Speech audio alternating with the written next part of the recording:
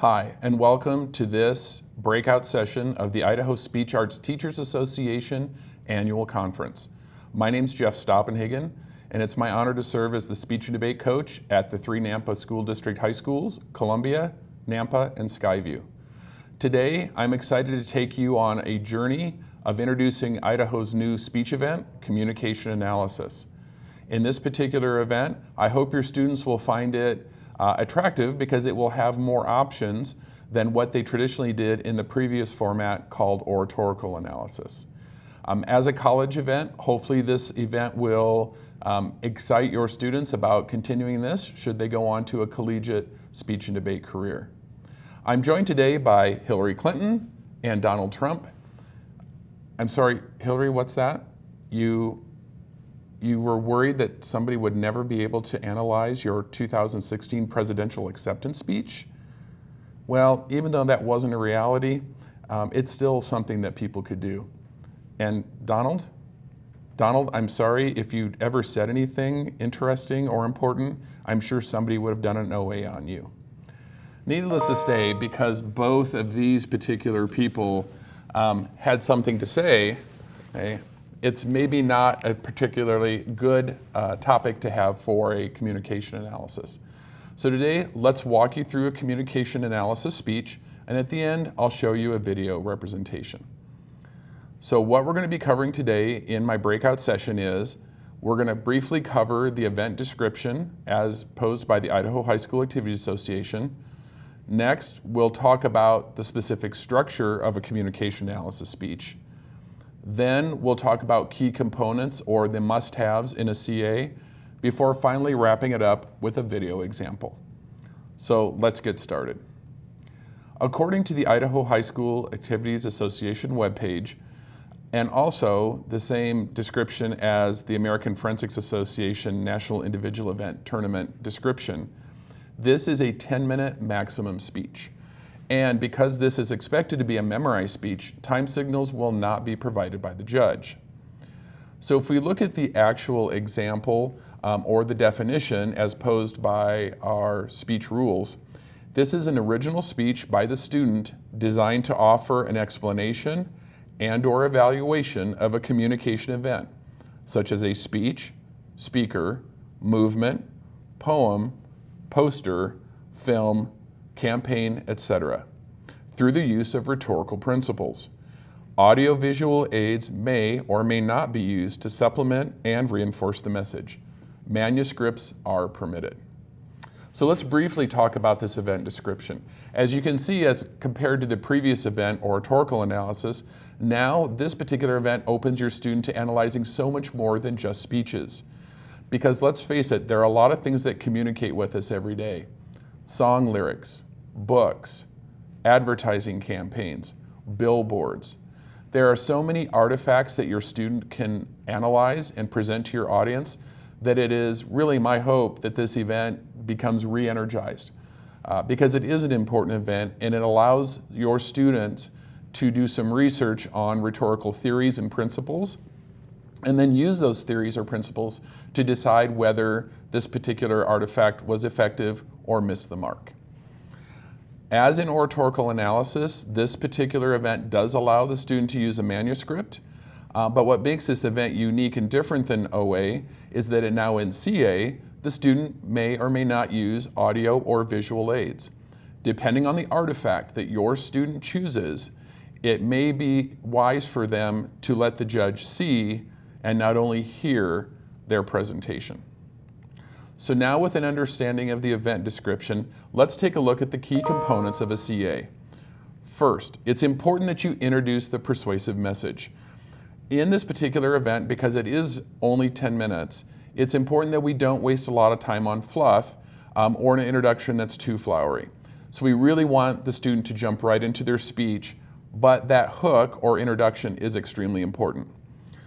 So today's example that I'm going to use before we watch a video example had to do with the 2018 advertising campaign that Apple launched with its new iPhone XS.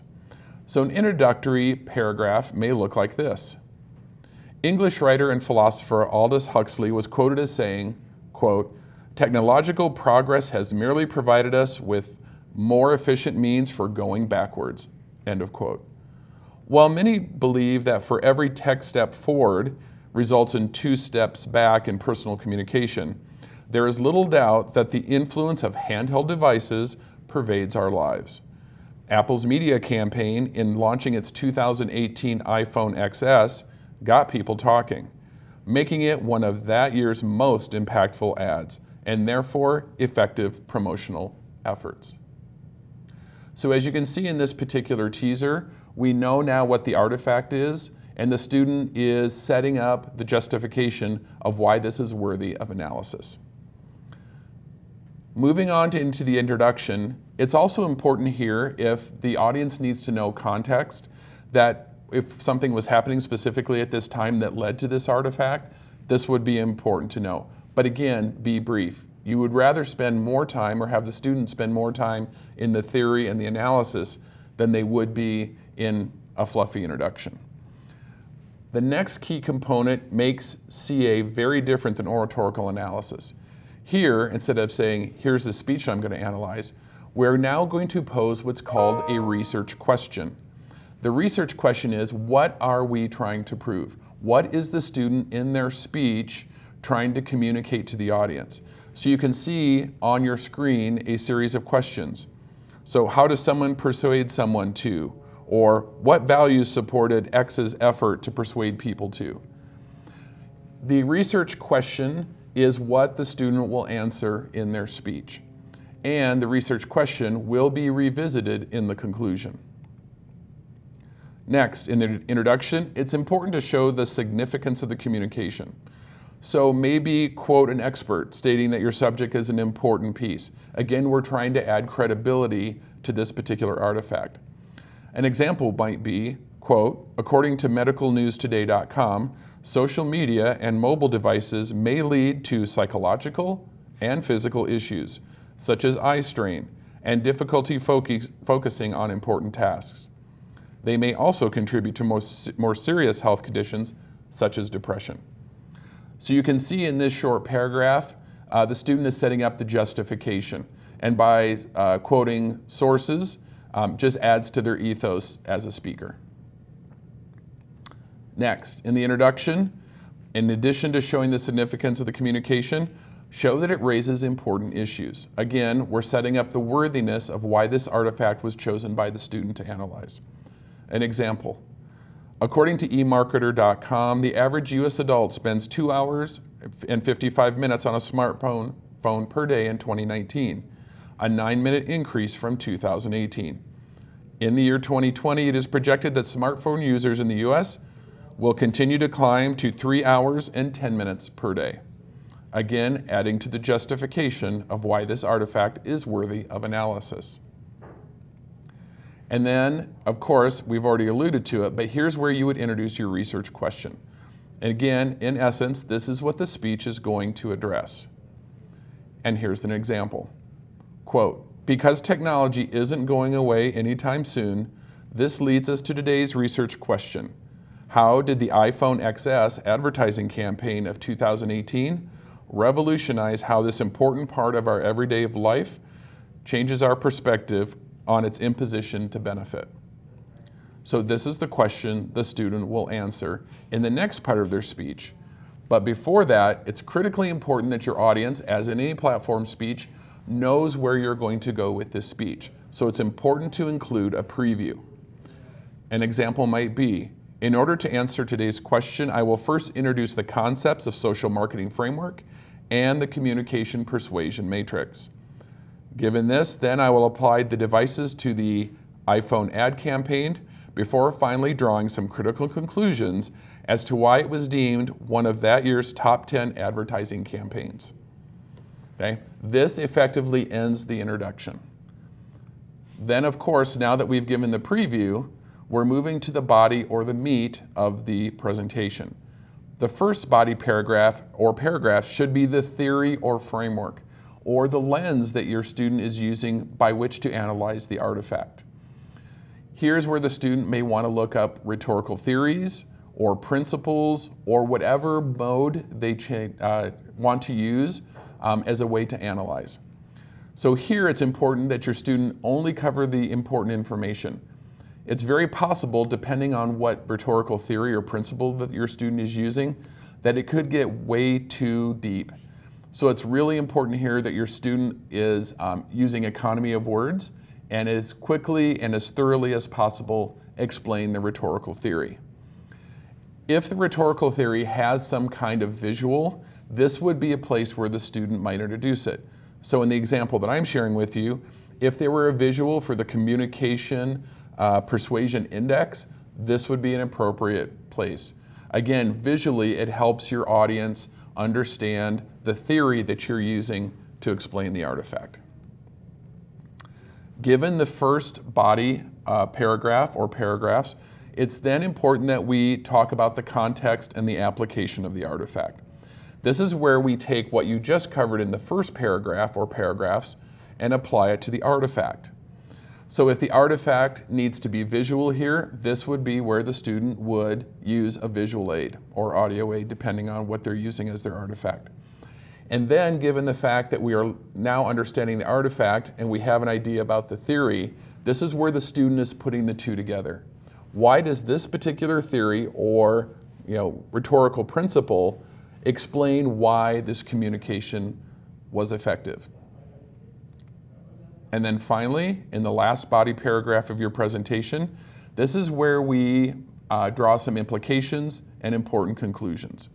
This is where the connection is made between the theory or framework and how the artifact was effective or maybe missed the mark. And ultimately, any lessons or takeaways would be appropriate at this particular part of the student's speech. And ultimately, what was the outcome? Okay, did the campaign succeed? Did the song lyrics miss the mark? This is the last part of the meat or the substance of the speech before we transition into the conclusion. So let's talk about the conclusion.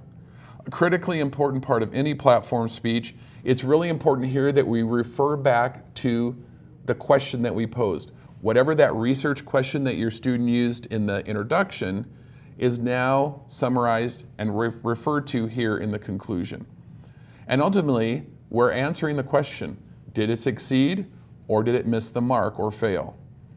It might be important here to revisit the framework, to remind your audience about the components of that matrix, and then why or why not? Why did you choose this? Why was this a good lens by which to analyze the artifact? And finally, as in all good speeches, we need to refer back to our teaser so that we can effectively close that thought circle. So today, we're going to watch a video example of a rhetorical analysis done in a communication analysis format, where the student is sharing with us a gold medal winning speech from 2013's collegiate season.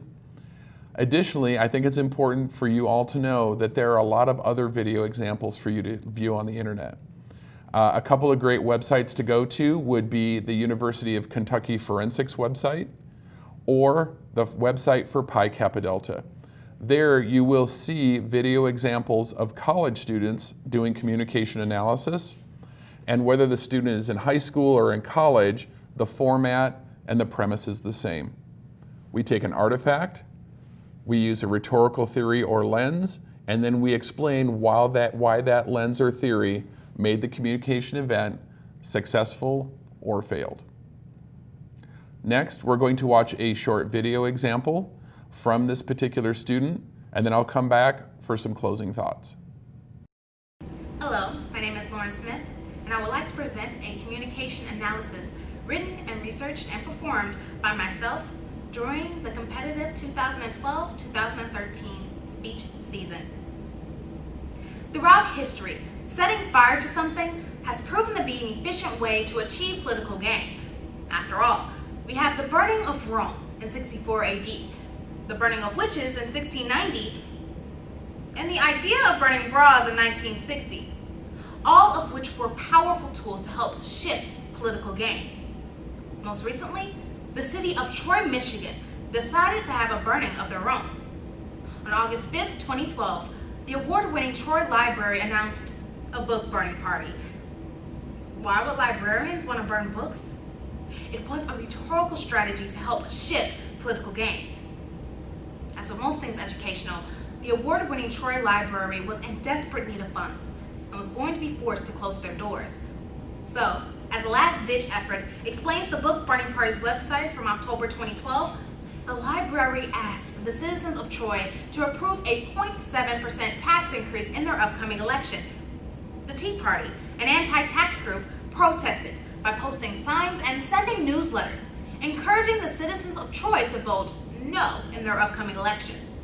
The deep pockets and political power of the Tea Party managed to shift the argument from one of reading to that of taxes.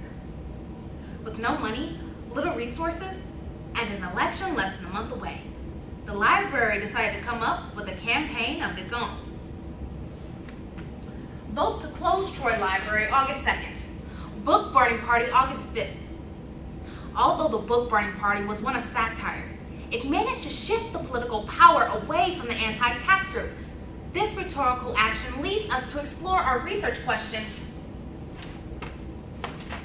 can a group use satire to gain political tax dollars? To evaluate the persuasive effectiveness of the Book Burning Party campaign, we will use the methodology provided by Bart Cameron entitled Jamming the Political, published in the 2007 Continual Journal of Media and Cultural Studies. Now, this method was originally designed to analyze the rhetorical effectiveness of cultural jamming techniques by citizens against political communication. Because the Book Burning Party is attempting to do just that, this is an outstanding method to use in this rhetorical analysis. So with the method and message in sight, I will first explain Cameron's method. Next, I will apply that method to the book burning soiree, and finally, draw up some conclusions. So let's begin with the method at hand. In his article, Cameron explains that political communication aimed to jam cultural codes contains specific elements that indicate consistent success. These tenets explain that a successful political jam must be 1. Historically contextualized, 2. Politically communicated, and 3. Must be spread via the internet. So first, a successful political jam must be historically contextualized. In order to do this, Cameron explains that the political jam must be linked to an artistic and cultural movement of the past. In other words, a serious parody. Next, the political jam must be politically communicated. Serious parodies can be found everywhere. However, Cameron notes that the political jam must be more than just a serious parody, but a serious parody attacking a political issue. For example, September 20th and 27th, Saturday Night Live hosted a primetime election special, poking fun at President Barack Obama and Mitt Romney. Cast members Jason Sudeikis and Fred Armisen parodied the candidates. However, they were talking about a serious issue. And finally, a successful political jam must be spread via the internet. This is because the internet is a means of distribution, and its viral characteristics allow the jam to be spread quickly across borders. An example of this could be the Coney 2012 video phenomenon. And now, with a thorough understanding of Cameron's 3 criteria for an effective political jam, the time has come for me to use this method to analyze the rhetorical effectiveness of the Book Burning Party campaign. So if you recall the criteria of our first method, a political jam must be historically contextualized, or in other words, a serious parody.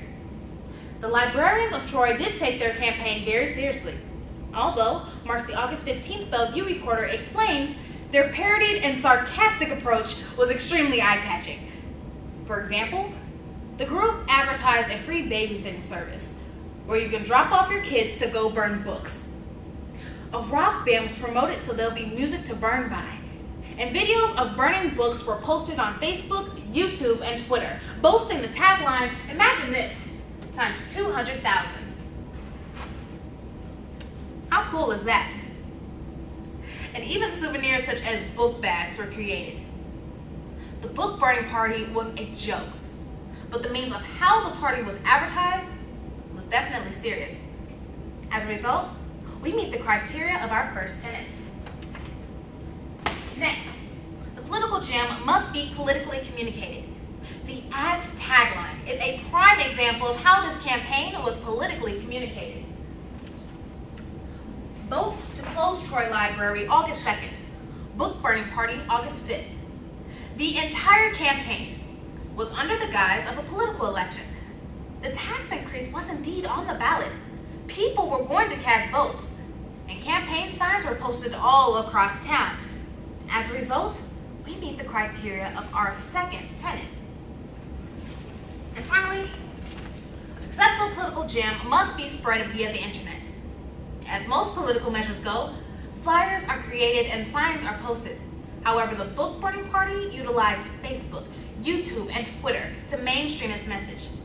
The book burning party's website from September 2012 shares some of its tweets. The library may be short on funds, but it has books to burn. Now, burning books was bad enough, but making it a party angered people so much that it sent them to social media. On Facebook, posts like these can be found. Sharon Ryland posted, "You people are sick. Bust the book burning party. Vote yes." And Sharon McDonald posted, "This is disgusting. Reject the wackos. Vote yes." They posted links, debated online the merits of the library and the audacity of burning books, and the news spread from local city council and TV stations to eventually both national and international news. The book burning party's website from September 2012 explains that it was then that the hoax was revealed and the true campaign was announced. A vote against the library is like a vote to burn books.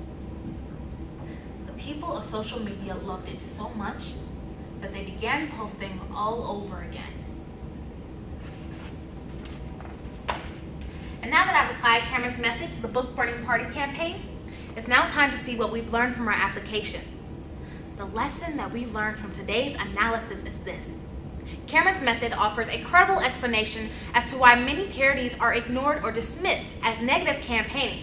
It is only when these parodies meet the other two criteria of being political and going viral that they are able to stand out amongst other parodies. The rhetorical effectiveness of our artifact today proves this. The people of Troy, Michigan were outraged at the idea of having a book burning party, so they voted yes on August 2nd, thus defeating the Tea Party and giving the library the tax dollars it desperately needed to stay open. It is because of this political jam that the library was able to outwit the Tea Party. It's also important to note that Cameron's third tenet was only a month to change the minds of voters. It was the internet blitz that enabled this political shift to occur. In fact, the June 12, 2012 PR News explains that this internet book burning hoax was so effective that it won the gold medal in the Cannes PR Lions Festival for the best use of social media. So to answer our original research question, can a group use satire to gain political tax dollars? Our answer is yes, because the book burning party was a serious parody. It was politically communicated, and it was spread via the internet. Today, I explained Cameron's method. Next, I applied that method to the book burning party, and finally drew up some conclusions. Not all stories in the library have a happy ending, but because the librarians of Troy were able to create a campaign that followed Cameron's method, the people of Troy, Michigan are able to read those books. Happy ending or not. Thank you. I hope you found that video example useful for you and your students in helping understand the exciting new event of communication analysis. There are a lot of reference materials that you can find on the internet, but please also feel free to reach out to me or any collegiate coach because they are also familiar with this particular event. So sorry, Donald, sorry, Hillary. I'm sure the days are gone now where people will not be analyzing your speeches, and especially you, Donald, if you had anything important to say. But I'm hoping that this particular event re-energizes this particular option for your students and that they have success this year in CA. Thanks for watching. Have a good rest of the conference and good luck in competition.